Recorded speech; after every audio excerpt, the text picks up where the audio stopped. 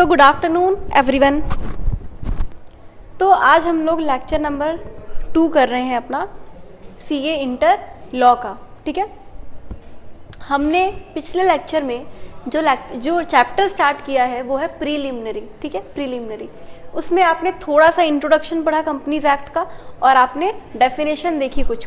ठीक है, मैंने आपको बेसिक कंसेप्ट्स बता दिए थे कंपनीज एक्ट में जो आपके आने वाले हैं। ठीक है, अब अपन अपना लेक्चर कंटिन्यू करेंगे आगे का। सबसे पहले अपन पढ़ेंगे, अब अपन ने जो डेफिनेशन की थी यहाँ तक कर ली थी, राइट, 5 तक, सेक्शन 2 क्लॉज 5 तक ये हमारी डेफिनेशन हो गई थी। अब अपन को करना है सेक्शन 2 क्लॉज 6 का डेफिनेशन। Section 2 clause 6। एक चीज मैं आपको और बता देती हूँ, वैसे तो एग्जाम पॉइंट ऑफ व्यू से इतनी इंपॉर्टेंट नहीं है ये चीज़, लेकिन आपको पता होना चाहिए क्योंकि आप डेफिनेशन पढ़ रहे हो। डेफिनेशन में कुछ चीज़ आपको पता होनी चाहिए कि डेफिनेशन कैसे पढ़ते हैं। देखो, डेफिनेशन में 2 तरीके के शब्द आएंगे तुम्हारे। एक आएगा दिस दिस दिस दिस, जिस भी चीज़ की डेफिनेशन पढ़ रहे हो, मीन्स, और एक चीज़ आएगी this this this this whatever includes.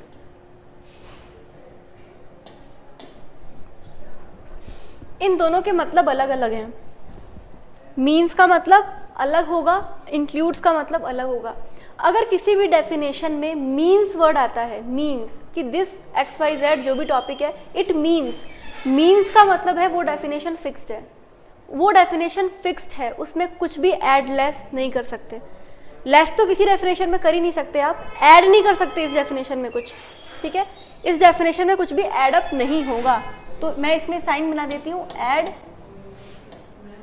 हाँ,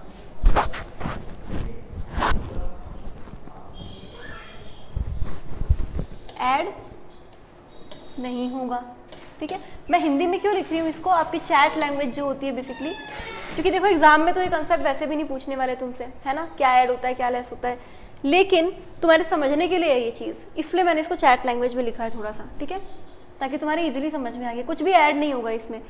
लेकिन जिस डेफिनेशन में इंक्लूड वर्ड आ गया, इंक्लूड, इंक्लूड मतलब इस डेफिनेशन में जो दे रखा है तुमको किताब में वो तो है ही, इसके साथ साथ कुछ और भी चीज़ें जो लॉजिकल हैं वो इसमें इंक्लूड होंगी।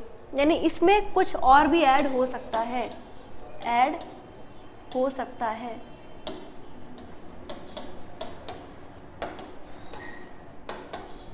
समझ में आया? मीन्स मतलब कुछ ऐड नहीं होगा, डेफिनेशन फिक्स्ड है, कुछ अगर मगर नहीं, जैसा कहा है वैसा का वैसा ही डेफिनेशन है। इंक्लूड्स मतलब थोड़ा बहुत चल सकता है एडिशन। ठीक है, कुछ ऐड करना है, अगर लॉजिकल लग रहा है कि ऐड होना चाहिए तो ऐड करना है। ठीक है, ये होता है इंक्लूड का और मीन्स का मतलब। ठीक है, अब देखो एसोसिएट कंपनी में क्या वर्ड आया है, मीन्स।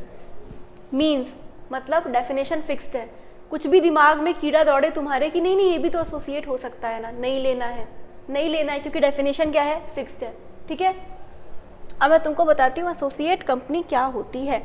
ये डेफिनेशन फर्स्ट ऑफ ऑल इसको स्टार मार्क करो, डबल स्टार मार्क करो।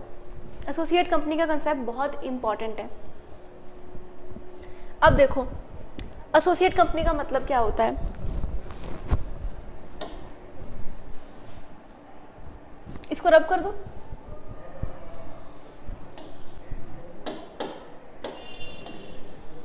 आई होप तुमने नोट तो कर ही लिया होगा तुम लोगों ने। जो भी चीज़ लिखूं उसको साथ साथ नोट करते जाया करो, क्योंकि मैं फिर ज़रूरत पड़ने पे उसको रब कर देती हूँ तो फिर तुम्हारा ऐसे का ऐसे ही रह जाता है। तो जैसे जैसे लिखूँ जो चीज़ अगर तुमको सही लगती है तो नोट करते जाओ। वैसे तो मोस्टली जो मैं चीज़ यहाँ पे लिखती हूँ बेहतर है तुम नोट करो। ठीक है, फ्यूचर में तुम्हारे रेफरेंस में काम आएगा। एसोसिएट कंपनी,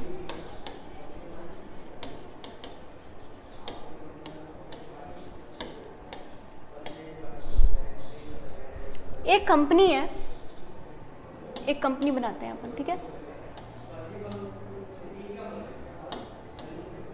ये कंपनी है, इसका नाम देते हैं XYZ कंपनी।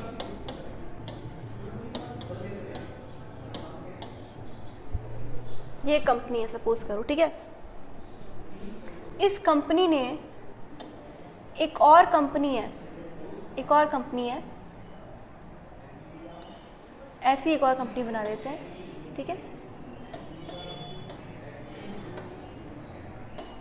इसका एक और मंजिल बना दूं मैं, ठीक है, ताकि तुमको ये ना लगे कि मैम ये तो बड़ी कंपनी है। बच्चे ऐसे भी कभी कभी दिमाग लगा लेते हैं, ठीक है। ये कंपनी छोटी तो नहीं लग रही ना साइज़ में, ठीक है। बच्चों का दिमाग क्योंकि बहुत चंचल है, बच्चे सोचते हैं मैम ने ये छोटी बनाई है तो ये बड़ी कंपनी होगी या ये छोटी कंपनी होगी, फिगर से जज कर लेते हैं। ड्राइंग खराब है मैम की, यार इसमें कंसेप्ट की क्या गलती है। XYZ कंपनी लिमिटेड, इसने इस कंपनी में ABC कंपनी लिमिटेड, इस कंपनी में शेयर्स खरीदे हैं, शेयर्स बाय किए हैं। शेयर्स क्या होते हैं? किसी भी कंपनी का जो शेयर कैपिटल है, 11th-12th के सारे बच्चे होना, पढ़कर आए होना, शेयर पता होगा ना कि कंपनी की जितने भी शेयर कैपिटल है उसको डिवाइड कर देते हैं छोटे छोटे पार्ट में, है ना।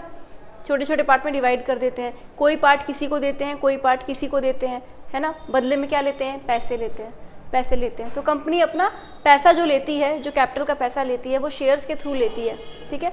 तो ये होता है शेयर्स। XYZ ने ABC के शेयर्स खरीद लिए, मतलब उसमें इन्वेस्ट किया है, क्यों? क्योंकि पैसे लगाए हैं शेयर्स के थ्रू, ठीक है। उसने जो शेयर्स लगाए वो ऐसे लगाए कि टोटल शेयर होल्डिंग का 25% इसने होल्ड कर लिया। ऐसे शेयर लगाए कि टोटल शेयर होल्डिंग का 25% होल्ड कर लिया, यानी कि इसके टोटल शेयर्स, इसके वाले शेयर्स को XYZ ने जितने शेयर्स लिए हैं, XYZ लिमिटेड के जितने शेयर्स हैं, उसको टोटल शेयर से डिवाइड करूं, टोटल शेयर ऑफ ABC, तो 25% आ रहा है। समझ गए मैथ्स? बेसिक मैथ्स है। तो XYZ ने इसमें 25% शेयर्स होल्ड किए हैं, ठीक है। अब ऐसे केसेस में ABC लिमिटेड और XYZ लिमिटेड के बीच में क्या रिश्ता है? इस रिश्ते को बोलते हैं एसोसिएट कंपनी। कौन किसकी associate? ABC company limited XYZ company limited की एसोसिएट कहलाएगी। ये वाली कंपनी इस कंपनी की एसोसिएट कहलाएगी।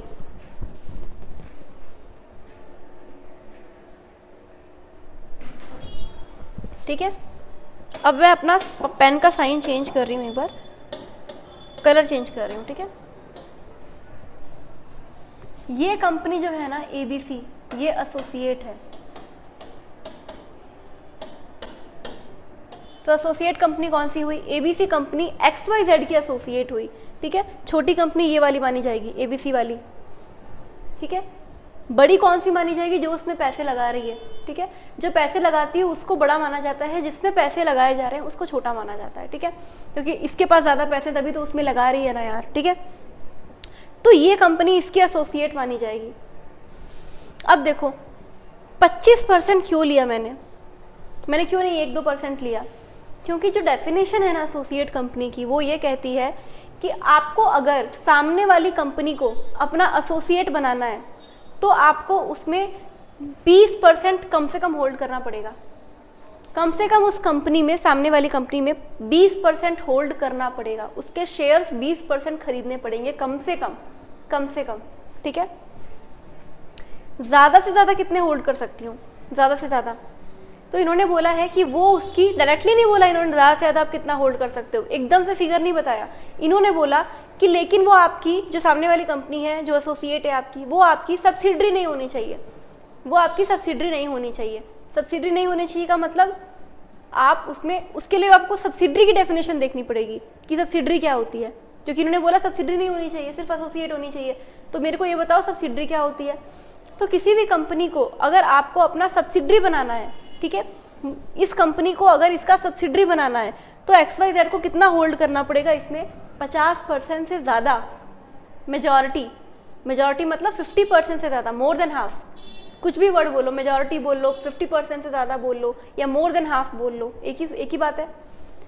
तो अगर XYZ ने ABC में सिर्फ 20 से 50% तक होल्ड किया, यानी कम से कम 20% और मैक्सिमम 50%, क्योंकि 50 से ज़्यादा जाकर क्या हो जाएगा?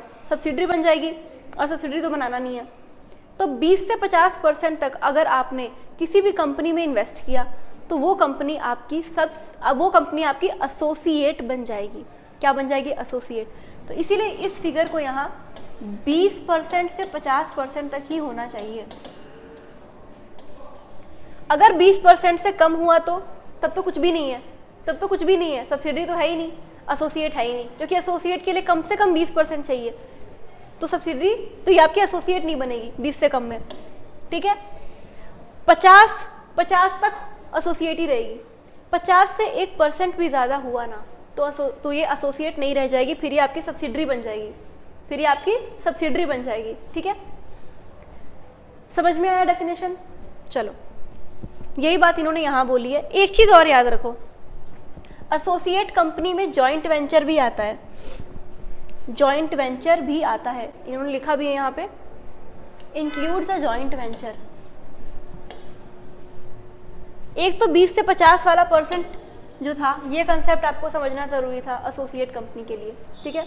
एक और कंसेप्ट समझो, क्योंकि इन्होंने बोला है डेफिनेशन में कि एसोसिएट कंपनी में जॉइंट वेंचर भी आएगा। जॉइंट वेंचर क्या होता है? जॉइंट वेंचर का मतलब है, जैसे आपने आई थिंक 11th-12th की बीएसटी में ये कंसेप्ट पढ़ा होगा। एक कंपनी है और एक दूसरी कंपनी है, दो कंपनीज हैं, एक है हीरो, एक है होंडा। हीरो होंडा ने आपस में मिलके एक बाइक बनाई।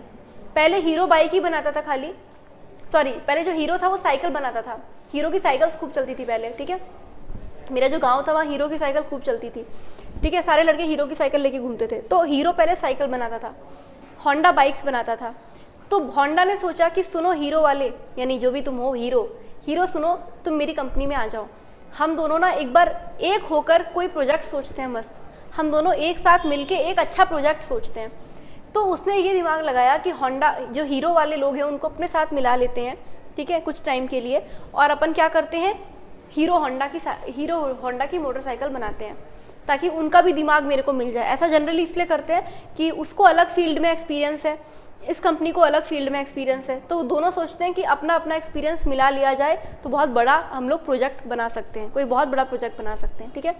तो इसीलिए जब जॉइंट वेंचर होता है, अब जनरली क्या होता है, दोनों का ना जनरली तो 50-50% रहता है इस वेंचर में। एक वेंचर बनाया, उसने इसने वाले ने बोला कि मैं तो इस पर 50% होल्ड करूँगा, यानी जो प्रॉफिट आएगा जॉइंट वेंचर का उसका 50% ये लेकर जाएगा, बाकी 50% ये लेकर जाएगा। जनरली ये होता है। अदर कोई और भी शेयर होल्डिंग होगी तो भी वो जॉइंट वेंचर ही कहलाएगा, ठीक है।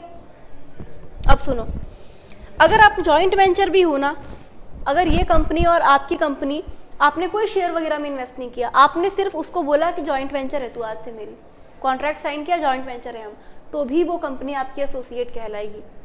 समझ में आया? तो जॉइंट वेंचर में एसोसिएट में जॉइंट वेंचर आता है, ठीक है। तो एसोसिएट है, जॉइंट वेंचर है, कभी भी वर्ड सेम नहीं है, मतलब आप ये नहीं कह सकते कि एसोसिएट का मतलब जॉइंट वेंचर, ये कभी मत बोलना, ये गलत है। जॉइंट वेंचर अलग कंसेप्ट है, एसोसिएट अलग कंसेप्ट है। बस एसोसिएट की डेफिनेशन में ये बोला है कि आप जॉइंट वेंचर को एसोसिएट मान सकते हो, आप मान सकते हो, ठीक है। तो कभी ये मत बोलना कि जेवी और एसोसिएट सेम चीज़ है, सेम चीज़ नहीं है, बस बोला है डेफिनेशन में कि आप उसको इंक्लूड कर लो, ठीक है। तो अगर अब तुमको किसी क्वेश्चन आए एग्जाम में, ठीक है, बोला कि मुझे ये बताओ कि एसोसिएट जो XYZ कंपनी है उसने ABC में कोई शेयर्स होल्ड नहीं किए, लेकिन उन दोनों ने जॉइंट वेंचर शुरू किया। अब बताओ ये ABC इसकी एसोसिएट है कि नहीं है? तो तुम बोलोगे एसोसिएट है, क्योंकि डेफिनेशन बोलता है कि जेवी को इंक्लूड करो एसोसिएट में। समझ में आया? अच्छे से क्लियर कर दिया मैंने तुमको अच्छे से, ठीक है। सब्सिडरी का जरूरत था यहाँ बताने का, इसलिए मैंने बताया। तुम आगे पढ़ोगे सब्सिडरी क्या होता है, लेकिन यहाँ पे 50% वाली लिमिट समझानी जरूरी थी, इसलिए सब्सिडरी तुमको बताया, ठीक है। डेफिनेशन देखो, in relation to another company means associate company in relation to another company means a company in which that other company has significant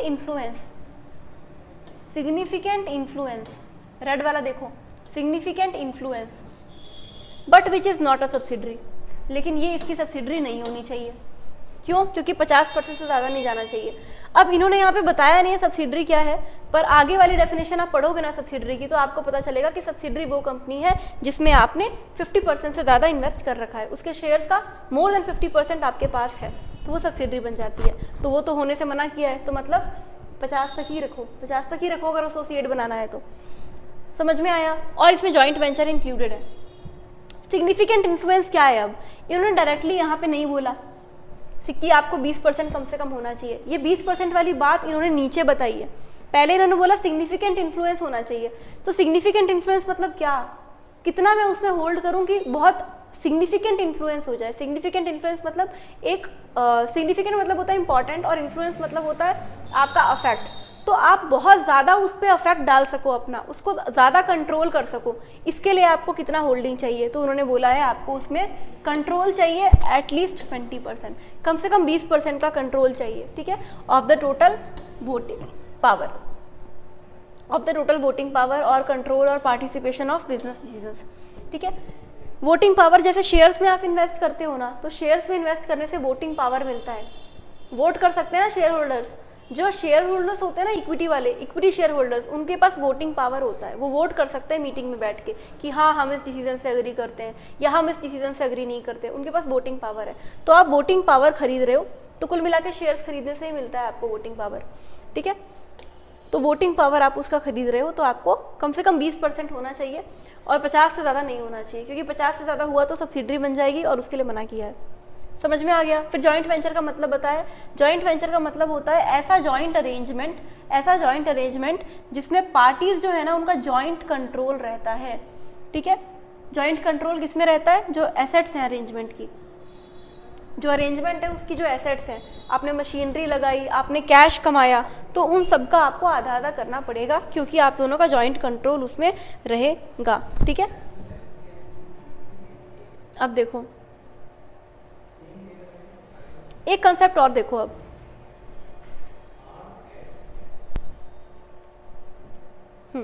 एक कंसेप्ट अब और देखो,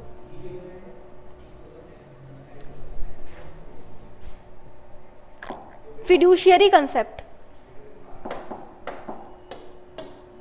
जब बात चल रही है शेयर्स खरीदने की, तो फिड्यूशियरी कंसेप्ट कैसे ना आए?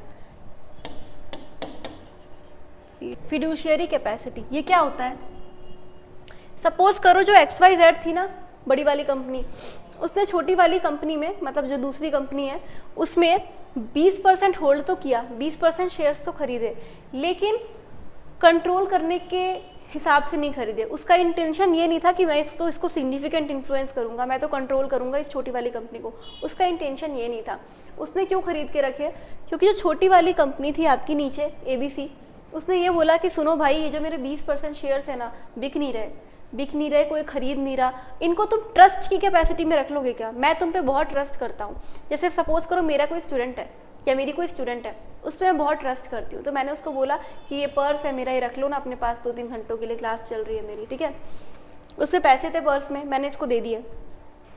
क्यों दिए मैंने उसको? क्योंकि मेरे को उस पर ट्रस्ट था कि ये पैसे सेफ रहेंगे इसके पास, ठीक है। वैसे ही जो ये ABC कंपनी है, इसने अपने शेयर्स फिड्यूशियरी कैपेसिटी में दिए, मतलब एक ट्रस्ट का रिलेशन था इनका, तो उसने उसको दे दिया कि आप इन शेयर्स को कुछ टाइम के लिए होल्ड करके रख लो। तो ऐसी कैपेसिटी में अगर आप किसी को शेयर्स दे रहे हो ना अपने, तो इसका मतलब ये नहीं कि आपने अपने शेयर्स में कंट्रोल दे दिया उसको, आपने अपना वोटिंग पावर दे दिया उसको, इसका मतलब ये नहीं होता, ठीक है। तो अगर कोई भी कंपनी दूसरी कंपनी में फिड्यूशियरी कैपेसिटी में शेयर्स होल्ड करती है, ठीक है, तो उसको आपको सिग्निफिकेंट इन्फ्लुएंस नहीं मानना है, ठीक है। ये लाइन जो है ना, इसको समझ लो, क्योंकि ये बार बार आएगी। जब भी शेयर खरीदने की बात आएगी, जब भी कंट्रोल की बात आएगी ना, ये लाइन हमेशा ये लोग बोलेंगे पूरे कंपनीज एक्ट में, इसलिए अभी इसको समझ लो। समझ में आया? अब देखो इसमें कुछ नहीं बोला, इन्होंने वही बोला जो मैंने तुमको बताया कि रिलेशनशिप ऑफ ट्रस्ट है दोनों के बीच में, तो इसलिए आप उसको अपने शेयर्स दे रहे हो, तो इसका मतलब आपको ये नहीं समझना है कि वो आपकी एसोसिएट हो जाएगी। सिग्निफिकेंट इन्फ्लुएंस नहीं मानते क्योंकि उसको।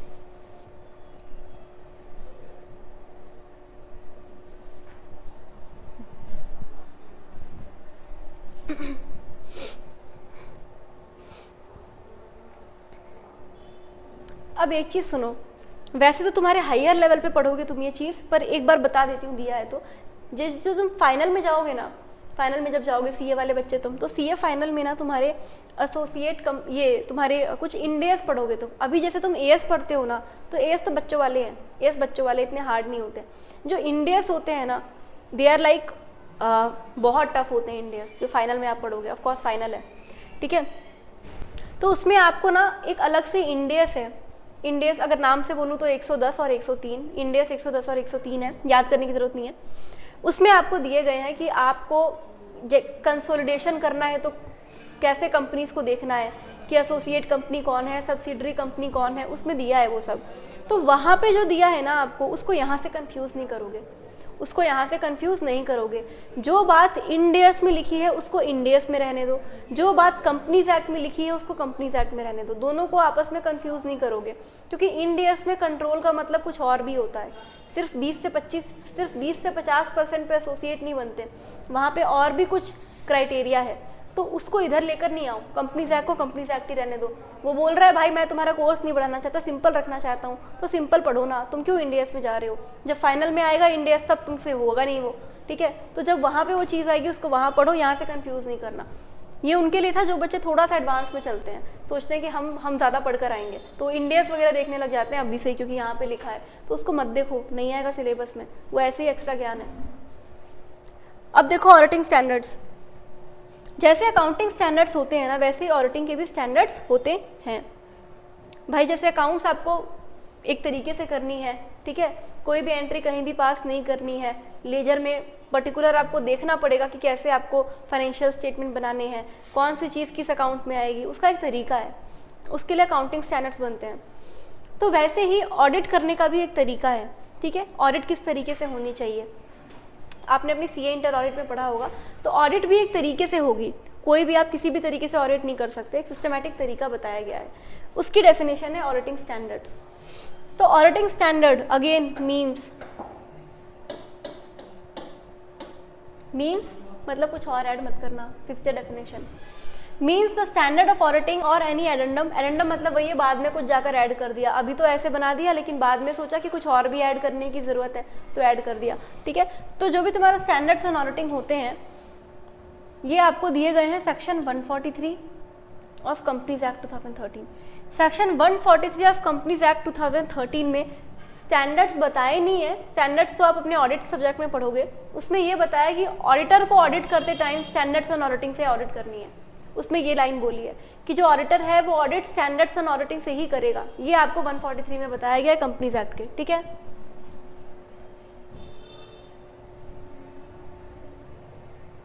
ओके, अब स्टैंडर्ड्स ऑन ऑडिटिंग जो आपके बनते हैं ना वो भी वैसे ही बन रहे हैं जैसे आपका एएस बना था, जो मैंने आपको बताया था ना, आईसीएआई ने किसको दिया, सीजी को दिया, लास्ट क्लास में याद आ रहा हो तो।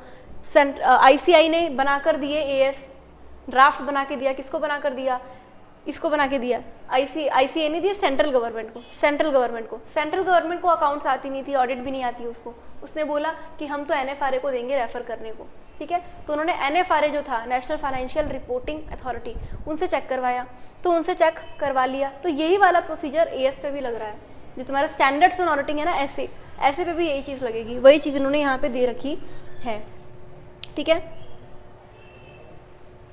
तो this was not so important, still मैंने तुम्हारे लिए एक बार बता दिया। अब आओ ऑथोराइज्ड कैपिटल या फिर नॉमिनल कैपिटल। ऑथोराइज्ड कैपिटल सब 11th-12th पढ़ के आए हो यहाँ पे। तुम जब बैलेंस शीट बनाते हो तो नहीं लिखते ऐसे तीन तरीके की कैपिटल, मतलब नहीं होता था उनका, कुछ भी नहीं आता था उसमें कभी कभी, लेकिन फिर भी लिखना पड़ता था क्योंकि प्रेजेंटेशन है। सबसे पहले आप लिख लेते ऑथोराइज्ड शेयर कैपिटल, फिर क्या लिखते थे ऑथोराइज्ड के बाद इशूड शेयर कैपिटल, फिर क्या लिखते थे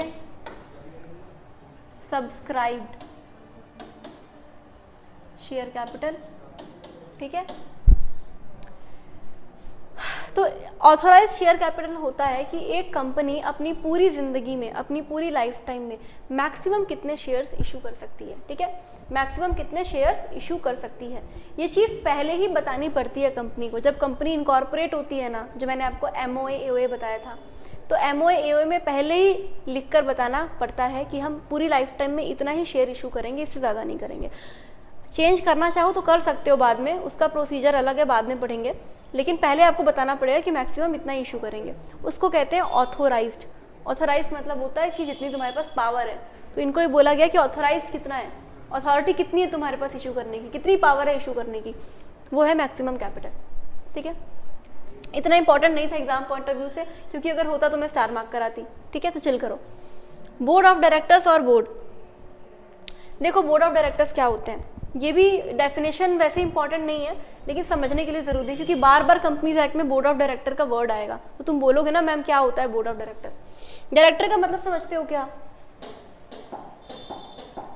डायरेक्टर का मतलब पहले समझो, तब तुमको बोर्ड ऑफ डायरेक्टर समझ में आएंगे। देखो, कंपनी के जो ओनर्स होते हैं, कंपनी जिसने बनाई है, जिसने कंपनी का उद्घाटन किया है, बेसिकली जो प्राइमरी आदमी था जिसने बोला कि मेरे को ये कंपनी बनानी है, ओनर जो है कंपनी का, तुमको लगता है कि वो उसको कंपनी की इतनी नॉलेज होगी, उसको इतना पता होगा कि कंपनी को कैसे मैनेज करना है, फाइनेंस पूरा उसको पता होगा, अकाउंट्स बनाना, ऑडिट करना, ये सब उसको पता होगा क्या? नहीं, वो बिजनेसमैन है, उसको सिर्फ इतना पता होगा कि भाई मेरे को जूते का बिजनेस करना है या मेरे को बिस्किट्स का बिजनेस करना है, उसको सिर्फ इतना पता है, उसको सिर्फ पैसा लगाना है और किस चीज़ का बिजनेस करना है ये उसके नॉलेज में था।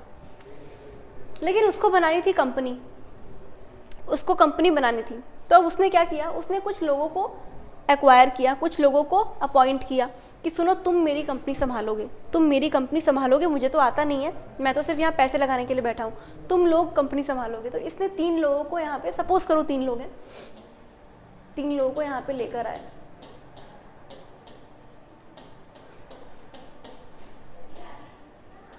एक लड़की भी ले लेते हैं, ठीक है। ड्राइंग बहुत खराब है मेरी, ओ उसकी आंखें, पर ठीक है, तुमको समझ में आ रहा है ना, इंसान है, वैसे तो एलियन जैसे दिख रहे हैं ये लोग, पर ठीक है, समझ जाना इंसान है। ठीक है, तो ये 3 इंसानों को तुमने क्या किया, BOD, बोर्ड ऑफ डायरेक्टर्स में अपॉइंट किया। ये 3 डायरेक्टर हैं। ठीक है, डायरेक्टर वो लोग होते हैं जो कंपनी को डायरेक्शन देते हैं कि आप कैसे कंपनी संभालोगे, कैसे कंपनी संभालोगे। कंपनी की जो लोअर लेवल वाले लोग हैं, जो एम्प्लॉयज़ हैं, उनको गाइड करते हैं कि आपको कंपनी में क्या क्या काम होगा, क्या डिसीजंस होंगे। इनका मेन काम होता है डिसीजन मेकिंग का। फिर बाकी जो लोअर लेवल वाले लोग होते हैं उनको ये लोग बताते हैं कि ये हमारा डिसीजन है, अब तुमको इसको कैसे इंप्लीमेंट करना है ये तुम्हारी दिक्कत है, हमने तो डिसीजन ले लिया। ठीक है, तो ये लोग कंपनी के लिए डिसीजंस लेते हैं कि कंपनी कैसे चलेगी, कैसे काम करेगी। ठीक है, अब मैंने इन तीनों के फेसेस जो हैं अलग अलग क्यों बनाए, क्यों मैंने इसको लड़की बनाया, क्यों मैंने इसको रेक्टेंगल फेस का बनाया, क्यों इसको राउंड फेस का बनाया। मैम ऐसे ही बनाया होगा आपने, है ना, आपको ऐसे ही, आपको थोड़ा वैरायटी चाहिए होगा, ऐसा नहीं है। ठीक है, ड्राइंग ख़राब है लेकिन सबको सर्कल बना सकती थी ना मैंने क्यों ये वाला चूज़ किया, क्योंकि बोर्ड ऑफ डायरेक्टर्स में अलग अलग तरीके के डायरेक्टर होते हैं, एक ही डायरेक्टर नहीं होता, अलग अलग नाम पढ़ोगे तुम अभी डायरेक्टर के। ठीक है, एक होगा मैनेजिंग डायरेक्टर, एक होगा होल टाइम डायरेक्टर, एक होगी वुमेन डायरेक्टर। ठीक है, तो इस तरीके से आपके बहुत सारे टाइप ऑफ डायरेक्टर होते हैं, एक ही तरीके के डायरेक्टर नहीं होते, अलग अलग तरीके के होते हैं इसमें, तो इसलिए मैंने इनके फेसेस अलग बनाए। ठीक है, आगे जाकर पढ़ोगे तुम इनकी भी डेफिनेशन याद करोगे तुम, कितने तरीके के डायरेक्टर हैं, किसका क्या रोल है। ठीक है, तो बोर्ड ऑफ डायरेक्टर या फिर बोर्ड भी कहते हैं शॉर्ट में, it means collective body of the directors of the company. इन सबको इकट्ठे क्या बोलोगे, BOD। अकेले में तो इनको डायरेक्टर बोलोगे कि तुम director A, director B, director C, लेकिन सबको इकट्ठे बोलोगे बोर्ड ऑफ डायरेक्टर। समझ में आया? अब देखो बॉडी कॉर्पोरेट का मतलब समझो, बॉडी कॉर्पोरेट क्या होती है। इसको रब कर दूं,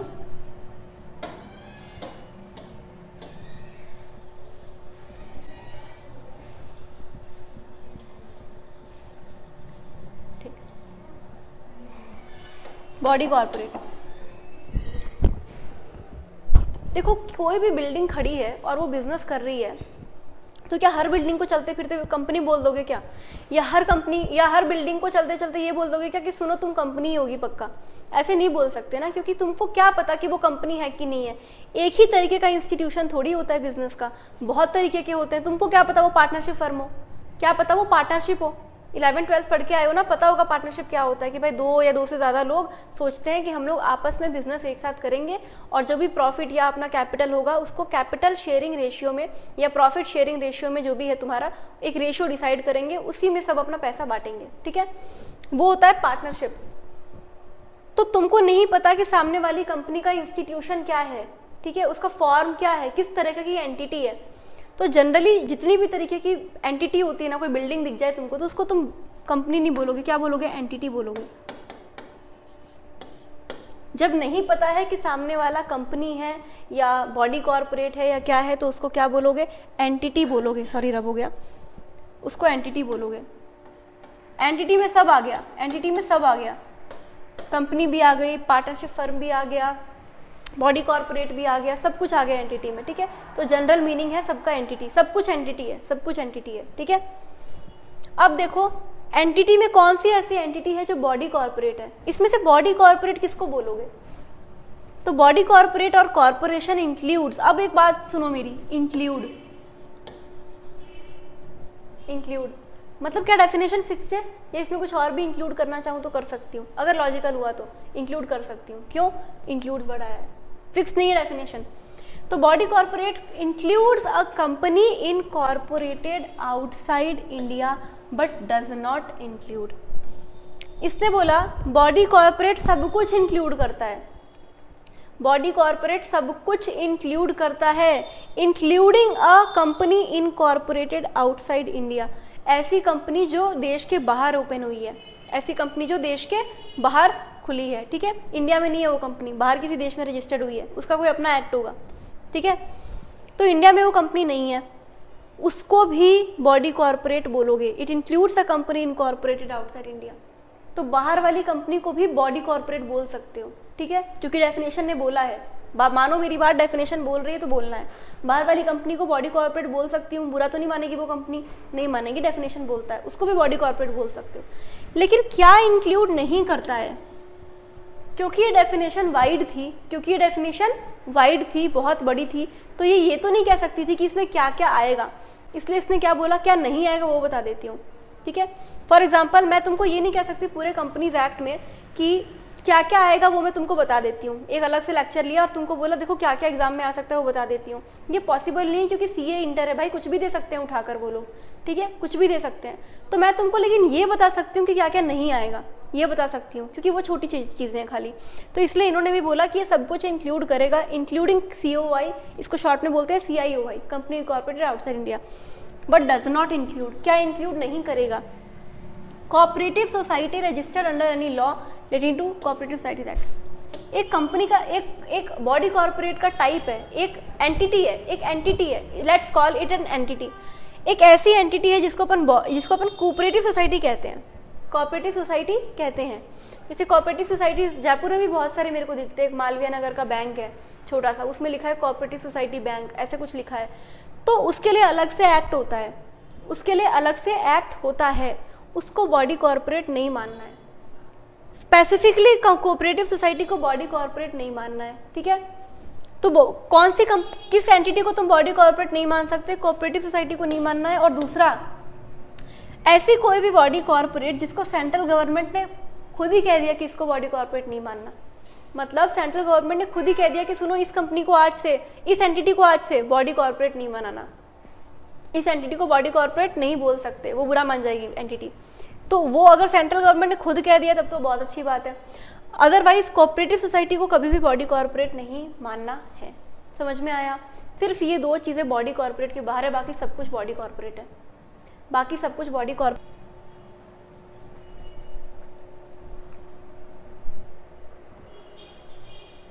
एक लास्ट डेफिनेशन देख लो, बुक्स एंड पेपर। कभी कभी कंपनीज एक्ट में ना तुम्हारे ये वर्ड रिपीट होंगे कि books paper, books and accounts, books paper document. तो तुमको क्या पता कि बुक्स पेपर डॉक्यूमेंट का मतलब क्या है, क्या सब कुछ, क्या कंपनी ने एक हल्की सी पर्ची फाड़ी और उस पर लिख दिया कि मेरा नाम ABCN कंपनी है, तो क्या वो भी बुक्स डॉक्यूमेंट्स में ले लोगे क्या, नहीं। तो इन्होंने बताया है कि बुक्स एंड पेपर में क्या आएगा, तो books and paper and books और paper include, again inclusive definition है। इंक्लूसिव मतलब कुछ और भी जो लॉजिकल लगता है इसमें इंक्लूड कर लेना, जो लॉजिकल लगता है। Includes books of account. Books of account में क्या क्या आता है पता है, बुक्स ऑफ अकाउंट में ये आएगा। तो पहले बुक्स ऑफ अकाउंट की डेफिनेशन तुमको पढ़नी पड़ेगी, तब ऊपर वाला समझ में आएगा। फिलहाल देखो, बुक्स ऑफ अकाउंट कुल मिला के क्या होता है, शॉर्ट में बता देती हूँ। बुक्स ऑफ अकाउंट होता है तुम्हारे जितने भी अकाउंटिंग के वर्किंग पेपर तुम बनाते हो, for example financial statement, financial statements जो तुम्हारे होते हैं। अब फाइनेंशियल स्टेटमेंट में क्या क्या आता है, फाइनेंशियल स्टेटमेंट में क्या क्या आता है, बैलेंस शीट आएगा, शॉर्ट में लिख रही हूँ, बैलेंस शीट आएगा, P&L अकाउंट आएगा, कैश फ्लोज आएंगे, कैश फ्लो अकाउंट या कैश फ्लो स्टेटमेंट वॉटेवर, ये सब फाइनेंशियल स्टेटमेंट में आता है। ठीक है, ये भी तुम्हारे बुक्स ऑफ अकाउंट में आता है। ठीक है, क्योंकि अकाउंट से रिलेटेड है तुम्हारे ये। डीड्स, डीड्स मतलब तुम्हारा कोई ऐसा कोई भी अग्रीमेंट है, फॉर एग्जाम्पल पार्टनरशिप कंपनी, जो पार्टनरशिप फर्म है, नॉट कंपनी, पार्टनरशिप फर्म में पार्टनरशिप डीड बहुत इंपॉर्टेंट होती है ना, क्योंकि उसी में लिखा होता है कि तुम कितने में किस रेशियो में अपने शेयर्स, किस रेशियो में अपना प्रॉफिट बांटोगे। ठीक है, कितने पार्टनर्स हैं, तो उसके लिए पार्टनरशिप डीड होती है। तो वैसे ही डीड है। ठीक है, कोई भी तुम्हारा अग्रीमेंट है वो भी तुम्हारा books and paper and books और पेपर में आएगा। Vouchers, vouchers sorry vouchers, vouchers मतलब क्या होता है, वाउचर्स मतलब होता है रसीदें, जो रिसीट होता है ना, रिसीट इंग्लिश में बोलते हैं रसीट, हिंदी में बोलते हैं रसीदें, रसीद। तो जो तुम्हारा वाउचर होता है वो होता है रसीद। किसी भी चीज़ का तुमने रसीद काटा, तुमको गुड्स मिला, तुमने उसका पर्चा काट के दे दिया कि ये लो मेरे को गुड्स मिल गया, ये प्रूफ है इस चीज़ का, लिख के दे रही हूँ, मिल गया गुड्स, लो वाउचर बन गया। कोई खर्चा इनकर किया, कोई एक्सपेंस हुआ तुम्हारे को, तुमने उसका वाउचर बना के दे दिया। मैं गई कुछ खरीदने दुकान पे, मैंने दुकान वाले को बोला भैया वाउचर दो ना, तो उसने काट के दिया वाउचर, GST वगैरह सब काट के दिया, तो वो वाउचर है। ठीक है, ये होता है वाउचर, रसीदें जो तुम्हारी होती है नॉर्मल लैंग्वेज में। राइटिंग्स, कुछ भी वर्किंग नोट है, कोई वर्किंग नोट बना ली मैंने, ठीक है, तो वर्किंग नोट कोई बनाई तो वो राइटिंग है, तो वो भी आ गई। कोई डॉक्यूमेंट है, रेंट एग्रीमेंट हो गया या किसी भी तरीके का डॉक्यूमेंट हो गया, वो भी यहाँ पे आएगा। मिनट्स, मिनट्स क्या होते हैं, देखो मीटिंग्स होती हैं, जैसे तुम्हारी स्टाफ मीटिंग होती है ना स्कूलों में, वैसे ही बड़ी बड़ी कंपनियों में मीटिंग होती है। तुम लोग जो सीरियल देखते होगे वो नहीं बोलते सीरियल में कभी कभी कि मेरी आज मीटिंग है, एक मीम चला था बीच में कि मेरी आज मीटिंग है, ठीक है मैं तो मीटिंग में जाऊँगा, तो सीरियलों में ये वर्ड आते हैं बहुत ज़्यादा। लेकिन ये होता क्या है, मीटिंग्स होता है कि देखो कंपनी के जो बोर्ड ऑफ डायरेक्टर्स हैं या जो शेयर होल्डर्स हैं, ये लोग आपस में मीटिंग वगैरह करते हैं, बातचीत होती है इनकी डिसीजन मेकिंग के लिए।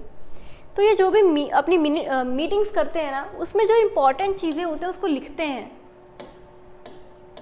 Writing notes. जैसे तुम आज मेरी क्लास अटेंड कर रहे हो, तुमको जो इंपॉर्टेंट लगेगा उसको नोट करोगे ना, तो वैसे ही मीटिंग में जो इंपॉर्टेंट लगता है उसको नोट किया जाता है। ठीक है, वो होता है, उसको अपन मिनट्स कहते हैं, उन नोट्स को मिनट्स कहते हैं। बाकी कोई भी रजिस्टर्ड अगर मेंटेन होता है इलेक्ट्रॉनिक फॉर्म में, बाकी इलेक्ट्रॉनिक फॉर्म में भी कोई रजिस्टर मेंटेन करते हो कि कंपनी के पास फॉर एग्जांपल कितने फिक्स्ड एसेट है, मेरी कंपनी में कितने फिक्स्ड एसेट्स हैं, कितने इंटेंजिबल एसेट्स हैं, कितने टेंजिबल हैं, उसको मैंने एक अलग से वर्ड फाइल मेंटेन की कंप्यूटर में और उसको मैंने रखा है। तो मैंने कंप्यूटर में भी कोई चीज़ रखी है तो वो भी इसमें आएगा बुक्स एंड डॉक्यूमेंट्स में। तो फिजिकल वाली कॉपी को भी ले लो, कंप्यूटर वाली कॉपी को भी ले लो। ये एक जनरल चीज़ थी, इसको याद करने की ज़रूरत नहीं है, बस समझ आना। एक तो इंक्लूसिव डेफिनेशन है पहली बात, तो जो लॉजिकल लग रहा है इसमें डाल देना। ठीक है, ओके। अब बाकी जो आपकी डेफिनेशन है वो अपन नेक्स्ट लेक्चर में करेंगे। आज के लिए इतना काफ़ी है, जितना तुमको पढ़ाया है पढ़कर आओगे। ऑलराइट।